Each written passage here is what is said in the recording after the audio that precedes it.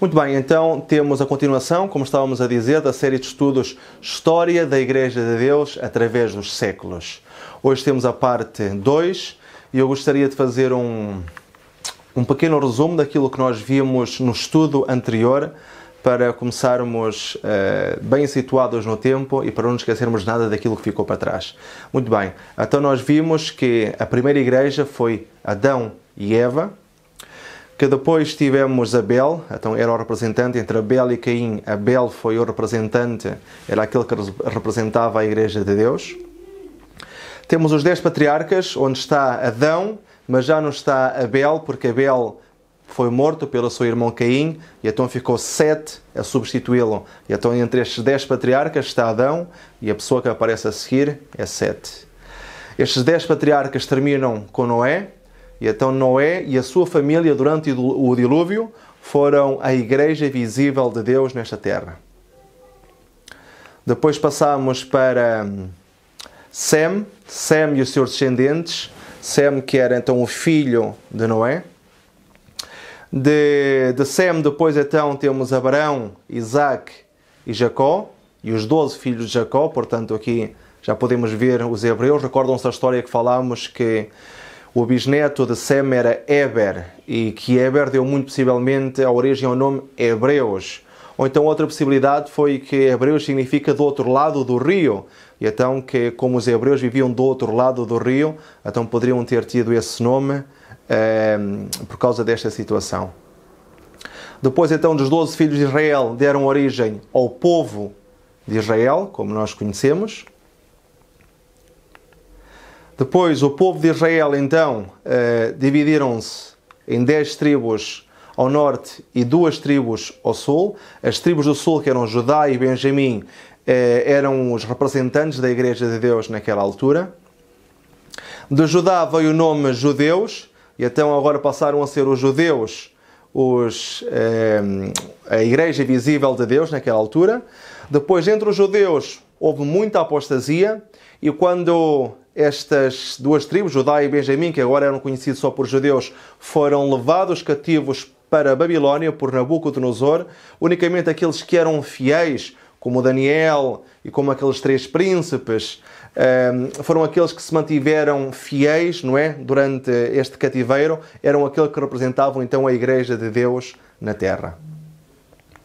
Depois passamos para Esther, Mardoqueu, Esdras e Neemias, e todos aqueles que reconstruíram o templo de Jerusalém, quando então foi dada a autorização e eles regressaram para construir aquilo que tinha ficado, não é? Toda a cidade e também o templo.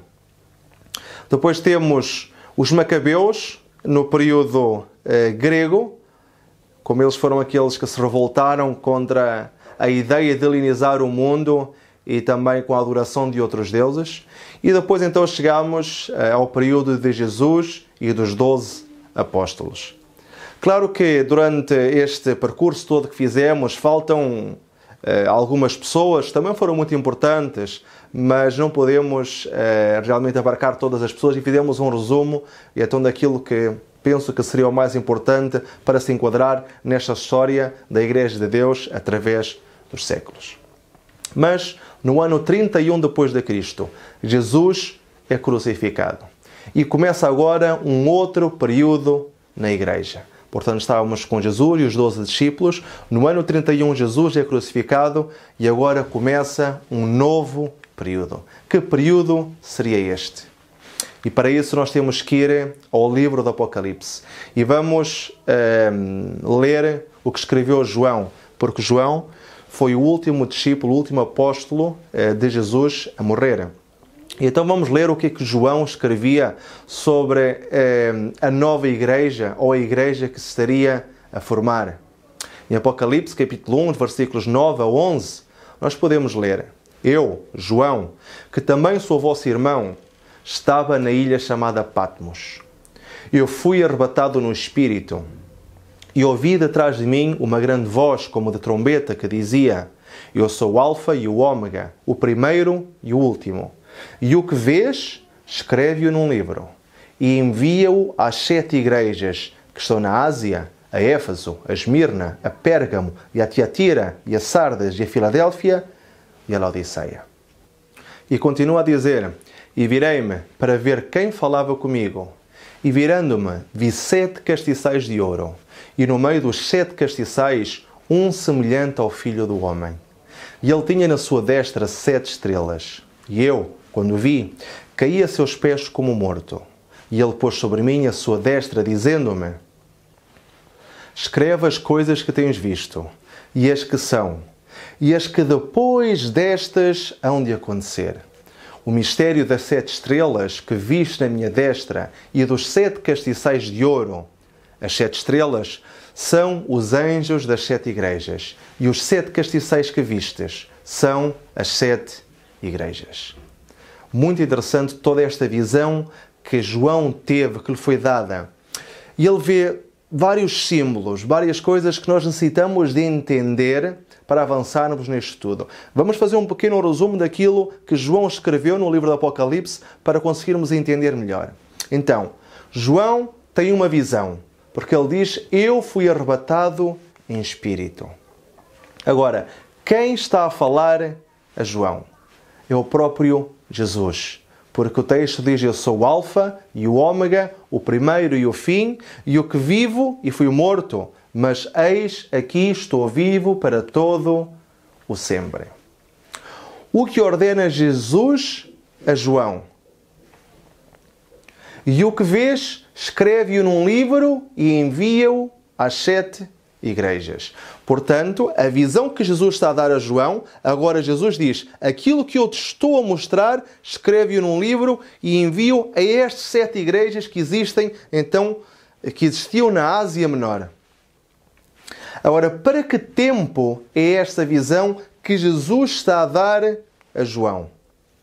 O texto diz: escreve as coisas que tens visto, e as que são, e as que depois de estas hão de acontecer. Isto é muito importante, porque então a visão que João tem é algo que se referia àquilo que era, as que são, portanto era algo presente e que João teria que enviar a estas 7 igrejas, mas também era uma profecia para o futuro. Por isso é que o texto diz: e as que depois destas hão de acontecer. O que vê João em sua visão?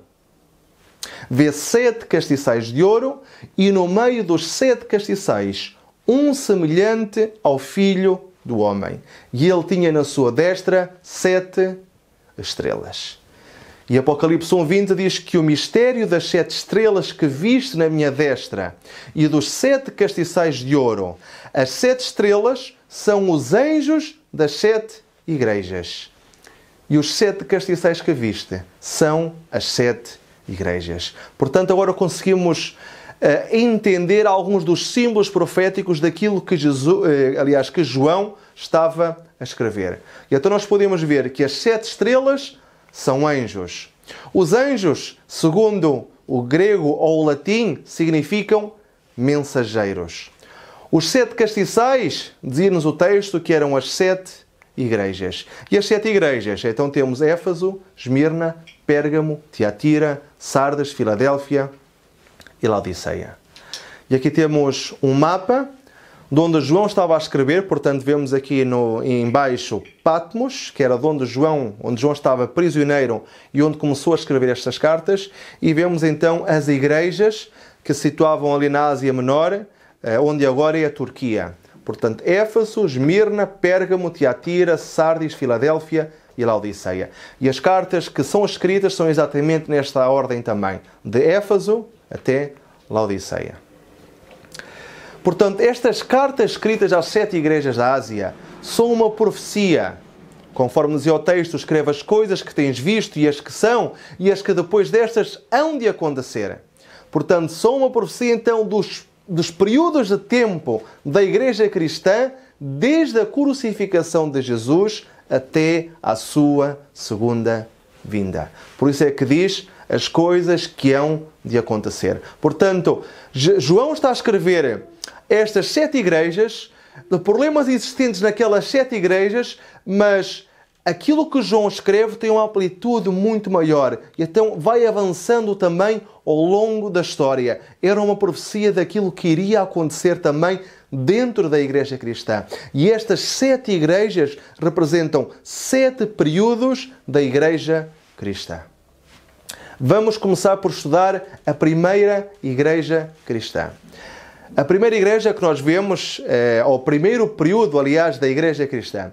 O primeiro período que nós vemos, que foi para o qual João escreve a primeira carta, foi a igreja de Éfeso. Aqui nós podemos ver estas ruínas. Estas são as ruínas da biblioteca de Celso, que se encontra onde era Éfeso. Estas ruínas ainda existem e se tiverem o prazer de visitar Turquia, vocês podem encontrar ainda estas ruínas todas. Agora vejamos o significado da palavra Éfeso. A definição da palavra Éfeso é desejável. Palavra que descreve fielmente o caráter e a condição da igreja cristã durante a sua primeira etapa. Vamos ver um pouco do contexto histórico desta cidade de Éfeso. Éfeso foi fundada pelos heteus no ano 2000 a.C. Alexandre Magno conquistou esta área no ano 335 a.C.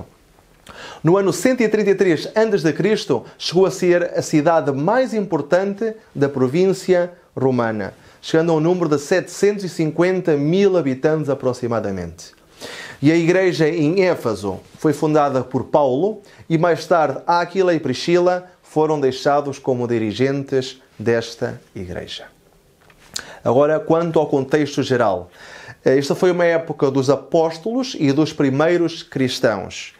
E o período desta igreja situa-se entre o ano 31 depois de Cristo e o ano 100 depois de Cristo. Porquê 31 depois de Cristo? Porque foi quando Jesus foi crucificado. Como nós vimos no início, era aquele período em que iniciava então agora um novo período dentro da igreja cristã. E então no ano 31 depois de Cristo é quando se inicia este novo período. E vai do ano 31 depois de Cristo até o ano 100 depois de Cristo, porque no ano 100 depois de Cristo foi quando morreu o último discípulo de Jesus, aquele que está a escrever o livro do Apocalipse, o discípulo amado João. Era caracterizada a igreja neste período pelo Evangelho e pelas doutrinas puras. O Evangelho, estas doutrinas tinham saído perfeitas das mãos de Jesus. Tinham sido entregues aos seus discípulos e eles pregavam a verdade tal e qual como ela era. Portanto, é um período de pureza, de doutrina pura, de doutrina limpa, sem estar contaminada com enganos. Foi também neste período que se inicia as perseguições romanas aos cristãos e iniciaram com Nero. Nero, no ano 64 depois de Cristo, ele quis modificar a cidade de Roma. Mas a cidade já estava construída. Ele teria que fazer algo. Então ele iniciou um grande incêndio na cidade de Roma. E diz que ele subiu ao seu palácio e enquanto viu Roma arder, ele estava extremamente contente e satisfeito porque diz que ele também tinha manias de artista. Só que aqueles que o acompanhavam nas pinturas diziam que ele não era grande artista.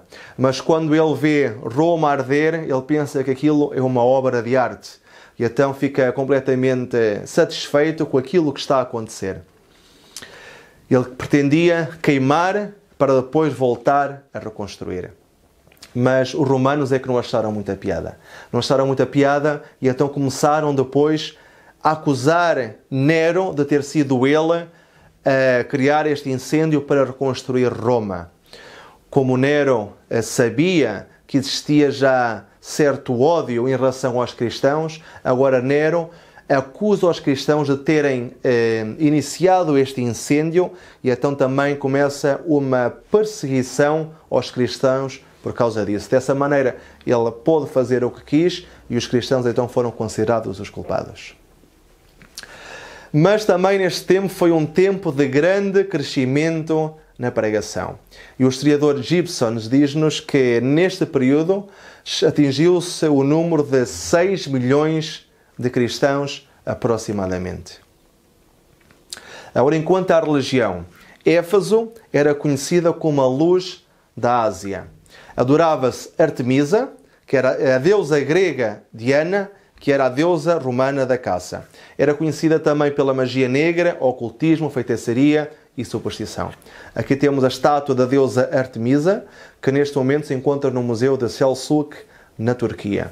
Portanto, este era o contexto religioso que existia na cidade de Éfeso. Aqui nós podemos ver o templo de Diana. Este era o templo mais bonito de Éfeso, uma das 7 maravilhas do mundo antigo. Era 4 vezes maior que o Panteão de Atenas e era composto por 127 colunas para suster este teto e 36 delas eram cobertas de ouro e de pedras preciosas. Esta era a riqueza que se atribuía a este templo. Agora que já vimos todo este contexto, tanto histórico como religioso, vamos agora ver o que é que João escreve aos fiéis da igreja, aliás, aos cristãos da igreja de Éfeso. Porque ele está a escrever esta carta para a igreja de Éfeso, ainda que tenha uma amplitude para o futuro também, ele naquele momento, quando escreve, está a escrever para aqueles irmãos. E até ele tem um elogio para os irmãos da igreja de Éfeso, deste período de Éfeso. E ele diz, escreve o anjo da igreja de Éfeso. Isto diz aquele que tem na sua destra as 7 estrelas, que anda no meio dos 7 castiçais de ouro. Eu conheço as tuas obras, e o teu trabalho, e a tua paciência, e que não podes suportar os maus, e puseste à prova os que dizem ser apóstolos e não o são. E tu os achastes mentirosos, e sofreste, e tens paciência, e trabalhaste pelo meu nome, e não te cansaste. Então é interessante aqui o elogio que faz Jesus, porque Jesus é aquele que anda no meio dos 7 castiçais de ouro. E Jesus diz que conhece as obras desta igreja, destes cristãos, o seu trabalho, a sua paciência, que tem suportado os maus, tem aguentado todas essas cargas, mas também os pôs à prova, aqueles que dizem que são apóstolos, são discípulos de Jesus e que então chegaram à conclusão que afinal não eram, porque não defendiam as verdades que Jesus tinha ensinado. E então foram achados mentirosos e que têm sofrido e que têm tido paciência e que têm trabalhado pelo nome de Jesus e que não se cansaram. Então este é o elogio que Jesus está a fazer aos cristãos deste período de Éfeso. Mas infelizmente há uma censura também, há uma crítica também. Em Apocalipse capítulo 2, versículos 4 e 5, podemos ler: Tenho, porém, contra ti que deixaste o teu primeiro amor. Lembra-te, pois, de onde caíste e arrepende-te. E pratica as primeiras obras, senão brevemente a ti virei e tirarei do seu lugar o teu castiçal, se não te arrependeste. Interessante, agora Jesus diz que estes irmãos, estes cristãos, eles deixaram o seu primeiro amor. Eles abandonaram esse amor que eles tinham por Cristo. E eles então agora são advertidos por Jesus. Lembra-te onde caíste, lembra-te como caíste e arrepende-te. Porque se tu não te arrependeres, então eu irei a ti e eu tirarei o teu castiçal. O texto diz, tirarei do seu lugar o teu castiçal. E este ato de retirar o castiçal do seu lugar significa que se privará a Igreja da luz, deixando esta de ser a representante de Deus na terra. Transferindo agora essa confiança e essa responsabilidade para outras pessoas. Significa que Cristo rejeitará essas pessoas como seus representantes, não permitindo mais que sejam os depositários de suas verdades, com a responsabilidade de as levar ao mundo. Esta ameaça aplica-se tanto aos membros individuais como à Igreja no seu conjunto. E nós não sabemos quantos dos que professavam o cristianismo durante este período foram rejeitados, mas foram muitos indiscutivelmente. E desta maneira continuaram as coisas durante algum tempo. Alguns permaneciam firmes, outros apostatavam, deixando de transmitir a luz ao mundo. Mas novos conversos preenchiam as vagas deixadas pela morte ou pela apostasia. até que a Igreja alcançou uma nova era, assinalada por um outro período de sua história, abarcando também outra mensagem. E é desta maneira que nós chegamos agora ao segundo período da Igreja cristã, chamado Esmirna. A segunda carta de João é enviada para esta igreja, para a igreja de Esmirna. E aqui na imagem podemos ver também algumas das ruínas desta cidade de Esmirna. Portanto, isto são cidades ou são ruínas de cidades que ainda se podem ver. Nós podemos visitar estas ruínas. E é interessante porque podemos comprovar através da história e da Bíblia como aquilo que João está a escrever é verdadeiro, porque a própria arqueologia e a própria história comprovam a existência destas cidades. Vejamos agora o significado de Esmirna. Esmirna significa mirra, denominação adequada para a Igreja de Deus, pois enquanto passava pela perseguição, era, no entanto, um perfume suave. Vejamos algo do contexto histórico desta cidade. Esmirna era uma cidade próspera em comércio devido à sua proximidade com o rio Hermo, conhecida pelo seu vinho, roupas, perfumes e artefactos de ouro. Construída pelos gregos no ano 1000 a.C., mas a partir do ano 133 a.C., a cidade passou a ser romana. E era, juntamente com Pérgamo, o centro de adoração mais importante para todos os deuses romanos, incluindo o imperador César. Vejamos agora o contexto geral. Este período da Igreja cristã ficou conhecido como sendo a Igreja dos Mártires. E porquê? Porque neste período do ano 100 ou ano 313 depois de Cristo foi quando os cristãos foram mais perseguidos pelo Império Romano. Houveram 10 perseguições muito sangrentas e a última foi do ano 303 ao ano 313. Foi a mais terrível e a mais sangrenta de todas. Terminou no ano 313, porque o último imperador que estava a perseguir os cristãos, neste ano concede liberdade religiosa num edito muito famoso, o Edito de Milan, para que todas as pessoas agora possam adorar quem quisessem adorar. Portanto, este período vai do ano 100 ao ano 313 depois de Cristo. A Igreja neste período era acusada de cometer orgias e canibalismo. Porquê orgias e canibalismo? Os cristãos, quando se reuniam, diziam que iam fazer a festa ágape, que era a festa do amor. A festa do amor a Deus, a festa do amor entre eles, porque se amavam como cristãos e amavam a Deus. Mas os romanos, ao ouvirem que eles iam fazer uma festa de amor, e como eles se chamavam inclusivamente irmãos uns aos outros, eles pensavam, bem, eles vão fazer uma festa de amor, e se são irmãos, eles vão praticar orgias e, além disso, incesto. E então os cristãos perseguiam, aliás, os romanos perseguiam os cristãos por este motivo, ou seja, era um dos motivos. Outro deles também era o canibalismo. Portanto, eles diziam, quando se reuniam e iam fazer a Santa Ceia, diziam que iam comer o corpo de Cristo, que iam beber o sangue de Cristo.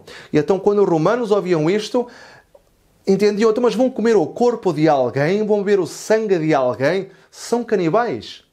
E então, este era outro dos motivos pelos quais os cristãos eram perseguidos.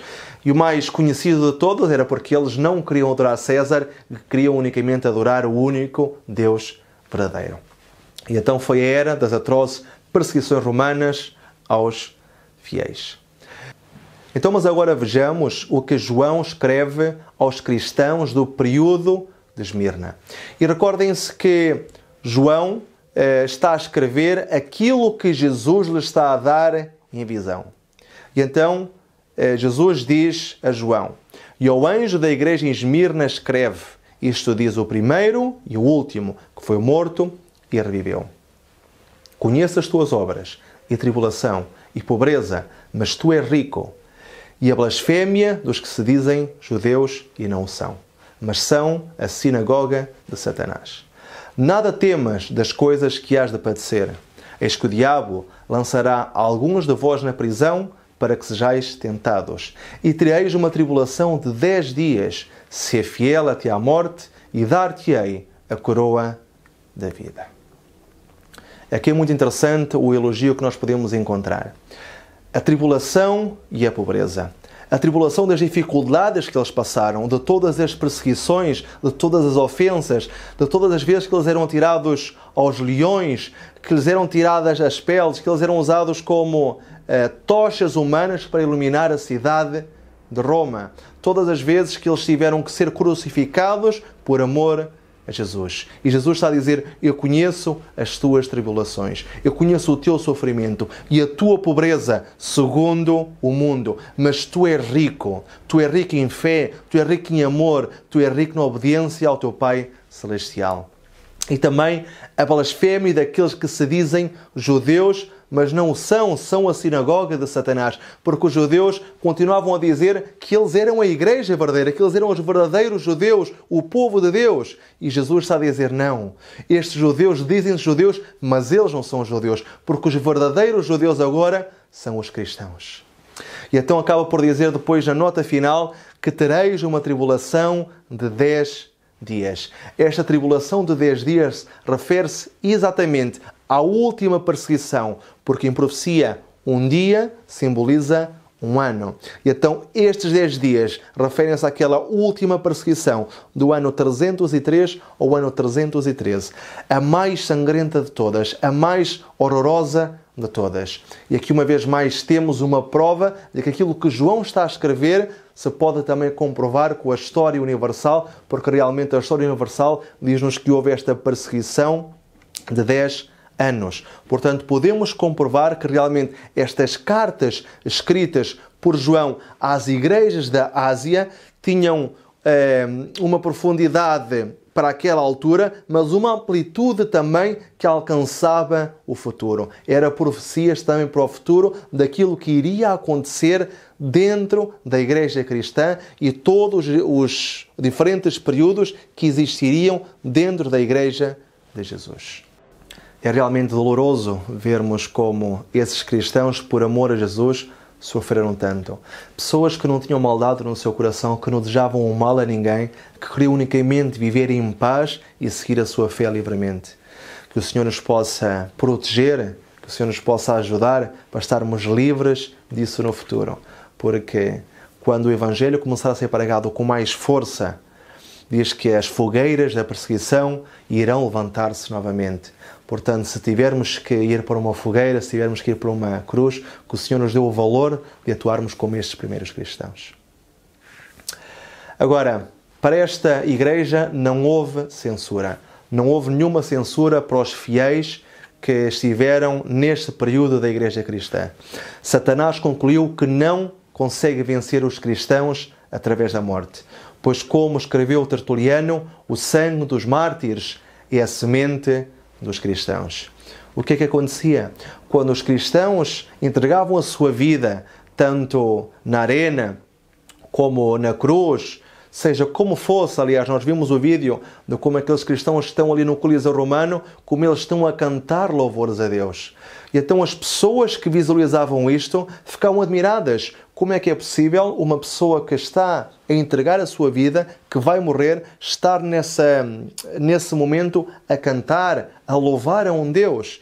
Então ficavam tão tocados por aquela manifestação de fé que também eles se convertiam ao cristianismo.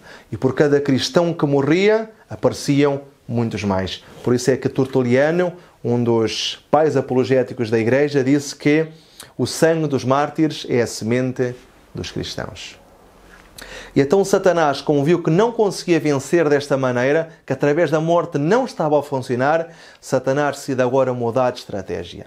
Decide introduzir-se dentro do cristianismo para então os enganar e para começar a adulterar as doutrinas dadas por Cristo. E o primeiro passo nessa direção foi o Edito de Milan, do ano 313 depois de Cristo, onde foi concedida a liberdade religiosa a todas as pessoas para que adorassem quem quisessem adorar. E desta maneira ficou aberta a porta para uma entrada de corrupção dentro da igreja. Algo que nós iremos ver no próximo período da igreja cristã.